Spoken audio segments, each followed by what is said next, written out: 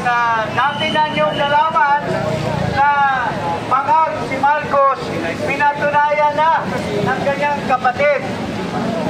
Mayroon tayong kasama si Vic Rodriguez na kaibigan din, matalik na kaibigan at dating kasama ni Marcos. Pero hinihintay natin na sabihin ni Vic Rodriguez na pangag din si Marcos. Kita mo na, nagsasabi na nagtotoo ang mga kasama ni Marcos dati. Ngayon, sumama na sa atin, mga kababayan. So, paano pa tayo magpatuloy ng isang panggobyerno o gobyerno na pinamuluhan ng isang adik? Kaya nagkaloko-loko ang ating gobyerno. Magmula pa noong 2022, wala nang nagawa si Marcos. Tumaas ang presyo ng mga bilihin. Tumaas ang unemployment. Ang dami nating mga kababayan na wala man lang trabaho. Tapos, yung tubig daw sa baha, ipainom sa taong bayan. Marcos resign! Can you imagine isang Pangulo ipapainom tubig sa baha? Wala nang respeto sa taong bayan itong pangag na Pangulo. Pero ang pinakamatindi, alam nyo mga kaibigan, si Saldico at si Martin Romualdez ay para kong kapatid. Kaya lang magkaiba ang landas namin. Bago naging presidente si Marcos, ang aking panganay na anak, nagpagkasal ang ninong si Saldico, si Martin Romualdez dahil magkaibigan kami. Pero nagkahiwalay kami dahil silang dalawa magnanakaw. Ako hindi nagnanakaw ng isang kusing sa ating pamahalaan. Pero alam mo, sinasabi ng mga alipores ni Marcos, lalo na itong buwang-buwang lunggalit na Claire Castro, na wala daw katuturan yung sinasabi ni Saldico. Sinasabi na itong bayaran na Bing Lacson, wala daw ang katuturan yung sinasabi ni Saldico. Mga kaibigan, kung kayo miyembro ng isang magnanakaw ng grupo, nagnakaw kayo sa bangko, kasama si Saldico, kasama si Marcos, kasama si Romualdez, kung isa sa kanila nagsabi na si Marcos ang mastermind, hindi ba kayo maniniwala? Personal knowledge? Paano naging hearsay ang isang katotohanan na binanggit ni Saldico na si Marcos ang nag-utos ng mga insertion sa BICAM at nagbigay siya ng 25 billion ng komisyon. Ngayon, lumalabas na sa mga retrato, yung mga maleta, saan dinala? Sa bahay ni Martin Romualdez, may picture sa kanyang pamilya.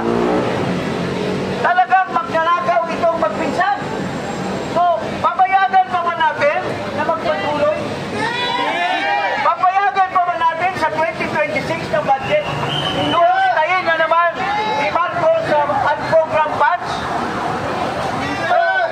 Mga kababayan, maski wala si Saldico, alam na natin na si Marcos ang magnanakaw kasi alam na niya na may insertion doon sa National Expenditure Program.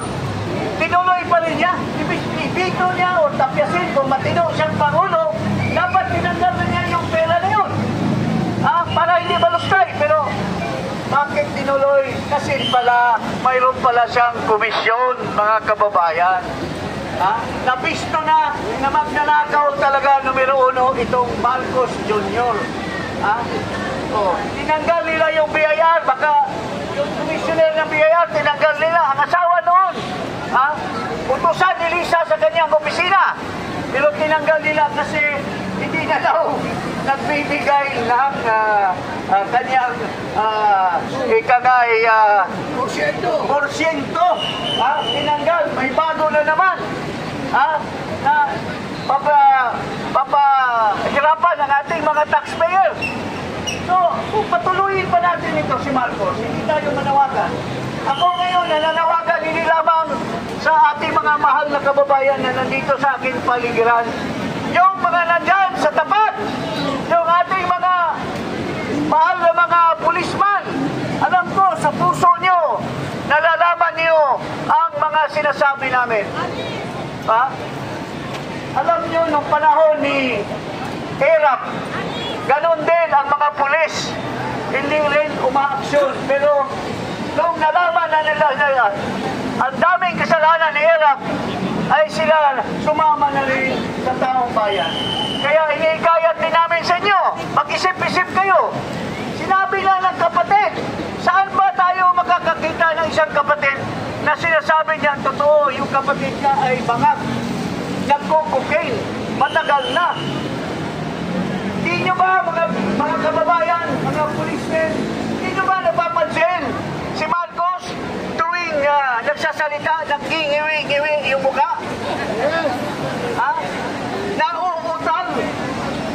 Kasi produkto na yan sa pagtutulugan niya. So saan bang bansa na mayroong adik ng Pangulo? Ang Pilipinas lang, tayo na ngayon ang pinaka-corrupt na bansa sa buong ASEA. So, ako po'y nananawagan sa inyo, magsama-sama tayo, magkabuklod-buklod po tayo para ipagpatuloy itong hinaing natin na ating panawagan ng ating mga mahal na mga pulis, mga military na mag-isip-isip na sila kasi wala na talagang patuluyan ang ating bansa. Mahuhulog na tayo sa bangin kung ilang araw pa mananatili itong Marcos bangag yan sa Malacanang, mga kababayan. So, okay ba tayo, paring Eric? Marcos resign! Marcos resign! Ikulong! Alistuin! Marcos resign! Alistuin! Ikulong! Sa selda 13! Marcos resign! Alistuin! Ikulong! Sa selda 13! Marcos resign! Alistuin! Ikulong! Sa selda 13! Pag hindi pa sa sumuko, si Marcos ang panawagan ng taong bayan, baka gusto mo itukhan ka pa! Kaya ang panawagan, itukhan! Itukhan! Si Marcos Jr. Itukhan! Si Marcos Jr. Itukhan! Itukhan ha!